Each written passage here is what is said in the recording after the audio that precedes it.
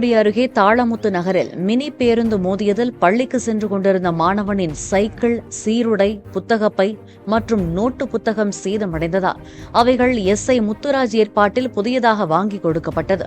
விபத்தில் மாணவனுக்கு காயம் ஏற்பட்ட நிலையில் விபத்தை ஏற்படுத்திய மினி பேருந்து உரிமையாளரிடம் எஸ்ஐ முத்துராஜ் பேச்சுவார்த்தை நடத்தி இந்த ஏற்பாடுகளை செய்து கொடுத்தார். தூத்துக்குடி மாவட்டம் எம்ஜிஆர் நகர் பகுதியில் நாங்கள் வசித்து கொண்டு இருக்கிறோம். என் தம்பி பெயர் பெரியமுத்து. அவன் கால்டுவெல் ஸ்கூலில் 10th படிச்சுக்கிட்டு இருக்கான்.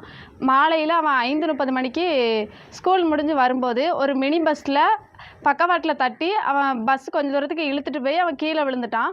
உடனே தாளமுத்து நகர் போலீஸ் ஸ்டேஷன்லேருந்து எஸ்ஐ சார்லாம் வந்தாங்க. வந்து பார்த்துட்டு அவனுக்கு என்னாச்சு அப்படின்ட்டு இது அரசு மருத்துவமனைக்கு கூட்டு போய் அவனுக்கு முதலுதவி அளித்தாங்க.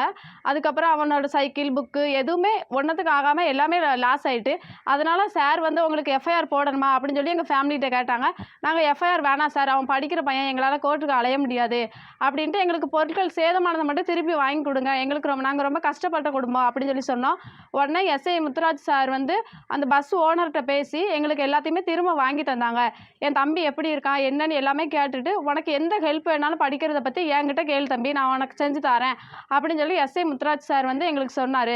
அவர் சொன்னதில் எங்களுக்கு ரொம்ப மகிழ்ச்சியாக இருந்துச்சு. சைக்கிள், பேக்கு, கைடு, யூனிஃபார்ம் எது எது சேதமாச்சோ அனைத்து பொருட்களையும் வாங்கி கொடுத்துட்டாங்க.